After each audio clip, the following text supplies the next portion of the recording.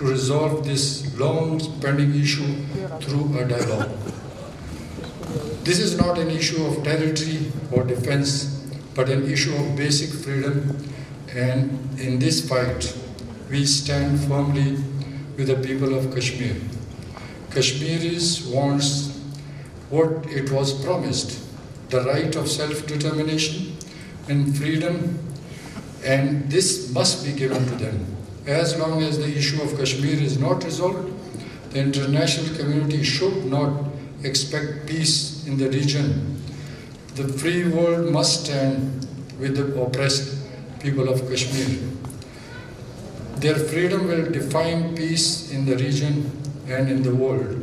I request my fellow citizens of the world to stand for the humanity, to stand for peace and support of the people of occupied Kashmir. In the end, I thank you all. Pakistan, Paindaba. Bismillahirrahmanirrahim. Honorable Mr. Minister Ali Amin Gandapur Sahab, Minister of Kashmir Affairs, Gilgit and Baltistan, Honorable Minister of Defense, Mr. Parvez Khattak Sahab, Honorable Minister of Information, Fawad Chaudhry Sahab, Dr. Maria Sultan, Honorable Mr. Ahsan Iqbal Sahab, Abdullah Gilani Sahab, from all parties, Hurriyat Conference, young Shaista Safi, Michelle Malik, delegates, diplomats, members of parliament, ladies and gentlemen, Assalamu alaikum. I wish to commend the Ministry of Kashmir Affairs and Gilgit-Baltistan and South Asian Strategic Stability Institute University for organizing this conference. We are gathered here today to reaffirm our commitment to the Kashmir cause, reiterate our unflinching solidarity with the people of occupied Jammu and Kashmir, and pay homage to the heroes and martyrs of this epic struggle for self-determination. Every man, woman and child, every father and mother, every son and daughter, every brother and sister, who suffer each day under Indian oppression, yet refuse to submit to Indian occupation, we observe you, we hear you, we see you, and I promise, from this platform, your cries will not go in vain. For with dint of sheer girth and determination, without any weapon, wealth, or wherewithal, they stare in the face of a powerful oppressor who commits atrocities. They stare in the face of violence, stare in the face of guns. But their flame of self-determination, they keep it alive and they keep it burning. It's a living symbol of the indomitable human spirit and standing up against what is the worst of humanity. Ladies and gentlemen,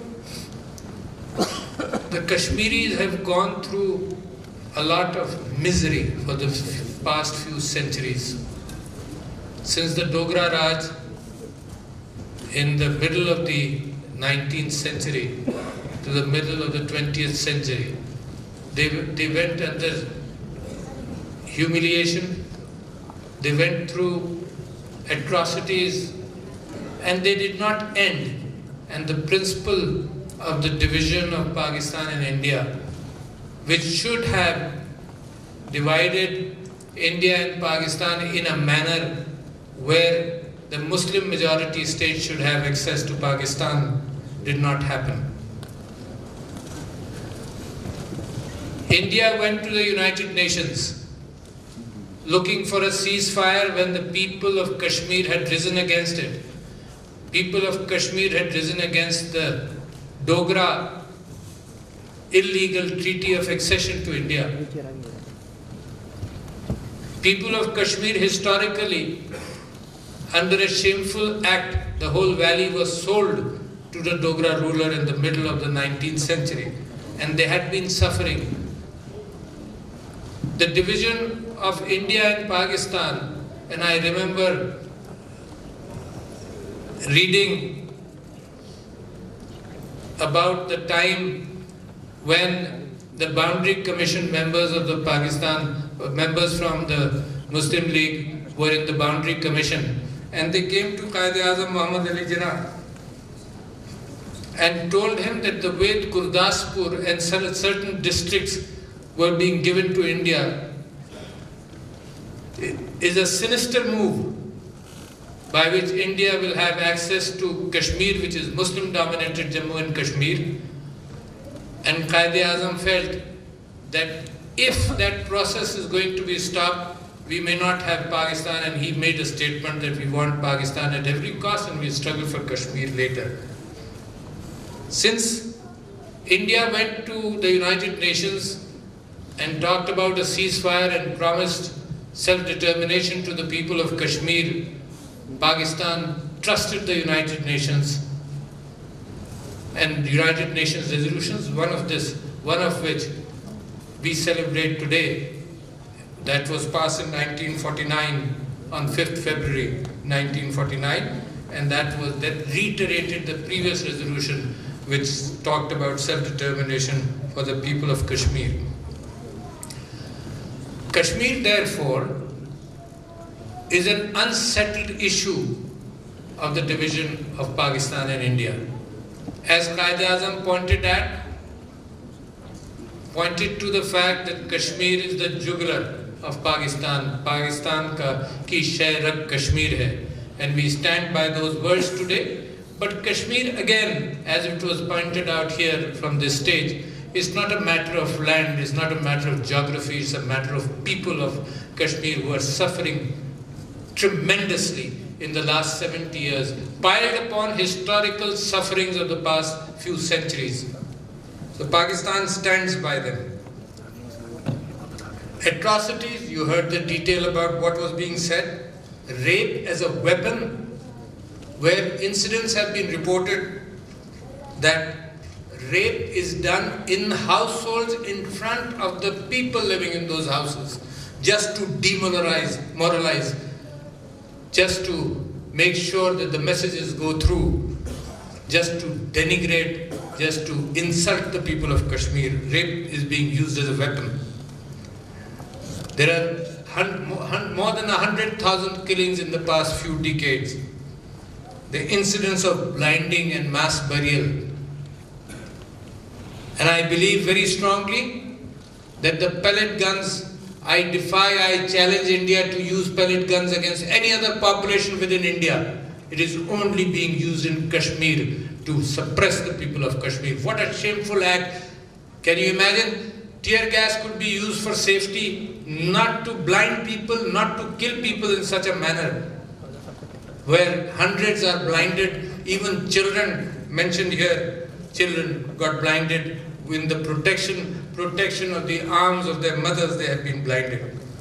It is remarkable to see that the people of Kashmir, the world should recognize what is happening in Kashmir. It is remarkable to see that when the Indian forces surround a house of a freedom fighter in any village of Kashmir, the Kashmiris as a population come out and start obstructing the Indian forces. Unarmed people, they come out and start protecting the freedom fighters. In villages, hundreds of thousands of people come out and start protecting the fighters. Can't India see what is happening? All columnists in India, many of the opinion makers of India, in fact you heard Arundhati Roy, there's a statement which she made which was not projected here. There's a statement she made that Kashmir is no longer a part of India. Every delegation, impartial delegation from India which visits Kashmir comes back and tells the people of India that Kashmir is not with India anymore. How many? With 700,000 forces, members of the army being there, 1 out of every 10 Kashmiris to control them, and as mentioned here, that at the same time they say there are there are less than 1,000 freedom fighters. People resort to violence. People have resorted to violence in Kashmir when all other avenues have been closed. Ladies and gentlemen, you can't suppress people for the sake of religion. You can't suppress people, you label them something different, you can't suppress people. And European history is a testimony to that. The Jews were suppressed by the Nazi regime, but did it matter? Despite the fact that the millions died, the fire still burned. You can't suppress people, and the history of Palestine is very similar to that of Kashmir. Children are born, there's nothing to be ashamed of when people pick up stones, because historically, in the Bible, David and Goliath, the story, the fact that the slingshot was used when people are unarmed, that's the only thing which is their access throughout the world. It's no, stone throwers are people in Kashmir who have no choice. They know that they are facing guns. They know that in a few moments firing may start. The only thing they have, these young people, and I salute them, they stand against Indian aggression. They stand against Indian atrocities, knowing the fact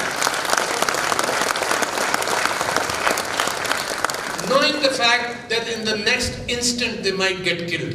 It is surprising. It is remarkable. And I was very impressed when a few decades ago the images started coming out, when every Kashmiri who dies in this manner is buried with the Pakistan flag. I'm proud of that.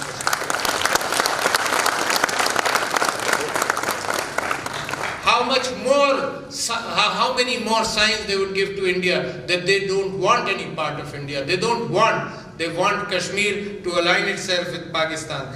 But we have been disappointed over the years. India uses every excuse to get out of that.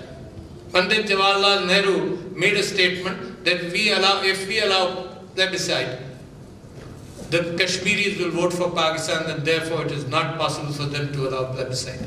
Then after the Shimla Accord, even in the Shimla Accord, it was agreed upon that bilateral discussions will take place regarding Kashmir. Kashmir was mentioned.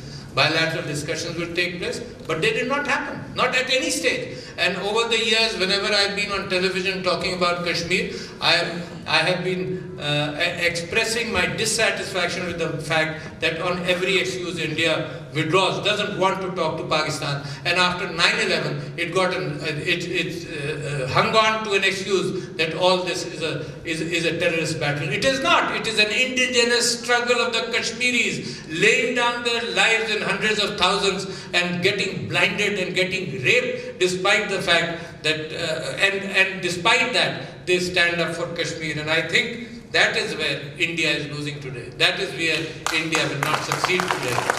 People express their will in all forms. People express their will. There are tears in our eyes when we saw images of what happened.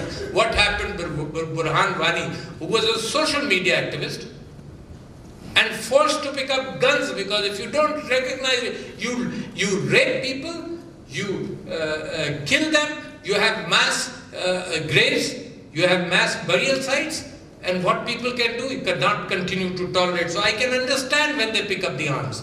Pakistan does not want to, Pakistan wants that it would like to support the struggle of the people of Kashmir against Indian occupation, and it wants to support it morally, ethically, in all forms. And at the same time, I would like to urge people across the border, because this message from Pakistan goes out to all of Kashmir. I would urge people across the border to use the social media as effectively as Burhan Wani has used to tell the world what is being done. Because India has not allowed that to happen. India is hiding everything. And I challenge India today that if it is not hiding anything, why is it that it closes down its internet when anything happens? Only yesterday the Prime Minister of India went to Kashmir, and the images which you saw reflected very clearly that Kashmir doesn't want to be a part of India at all. I believe that despite all that, despite India being away, I am proud of the fact that the new government, the Prime Minister of Pakistan, on this issue, let me tell people, while Kashmir is used as a football in India when elections come, Pakistan is united. Every party is united on the issue of Kashmir. There is no difference, and there will never be a difference between us, among ourselves. We may have differences on other issues, but on Kashmir we stay united, and I thank you, Dr. Ehsan Iqbal Sahab, for having said that. And India should know that as a fact. While in India, the oppression of Muslims, the BJP uses that to divide India within India itself, and also to use Kashmir as a football this way and that way, just to show. And this visit was a reflection of the same thing. I believe that throughout the last 70 years, Pakistan has always offered a hand of peace. This government, the change of governments is an opportunity internationally to be able to look at things from a new perspective. And very promptly, as soon as the Prime Minister of Pakistan got elected, he offered a hand of peace to India, which was rejected in a very whimsical and belligerent manner. But it doesn't matter. Pakistan wants peace. Pakistan wants peace in this region. But every negotiation on peace will have to start on Kashmir, despite the fact that India has used terrorism as an excuse. And despite the fact that every time when we talk about Kashmir and we talk about negotiations, India brings up this issue of terrorism. Kashmir is not a terrorist issue. Kashmir is an issue of a promise which was made by India, and Kashmir is an issue of atrocities being committed on the people of Kashmir, and Kashmir is an issue of people who want to express their solidarity with Pakistan. They want Azadi. That's a huge cry which resonates throughout the world. I am surprised by the fact that the international community has also ignored these issues. I am thankful to the countries which have supported us, and I am thankful to the Organization of Islamic Conference which has supported us, and the countries who have supported this cause. I believe that it will continue to happen in Palestine and Kashmir, that the child, as soon as it is born, as soon as it can pick up a stone, will use that stone to cry for liberation. I believe as the world sleeps, we must shake their conscience. I believe that the people across the border, my friends, my brothers who are laying down their lives across the border, I believe that they must use every forum possible in social media to propagate their misery, to tell the world, to show the images to the world what is happening. But at the same time, I would urge the United Nations to live up to its promises which have been made to the people of Kashmir. The President of the UN General Assembly, when she visited Pakistan recently, I urged her that now, after the report which has come out with the Human Rights Commission, which has talked about the brutalities which are being done there, I have urged her to send a fact-finding commission to Kashmir, and which has been requested by the commission itself. I believe that the other organizations are also taking note. But it is up to Pakistan and up to the people of Kashmir and the people who sympathize with the cause of Kashmir to lift these issues. Amnesty International has looked at it and given reports. Human Rights Watch has given reports on what is being done in Kashmir. Asia Watch, the International Committee of the Red Cross, and now finally the Office of the UN High Commissioner of Human Rights, which has published a report. And I think this is the right time, and I urge the UN Secretary General to send a fact-finding commission on Kashmir to Srinagar, to India, to look at things. If India does not have anything to hide, there is no reason why it closes its borders to journalists coming from throughout the world or to fact-finding commissions which come from throughout the world. I think this is a good day to demand from India a few demands which I have written down, and I believe that we in Pakistan, short of immediate plebiscite, these demands are for the immediate future which India must look into.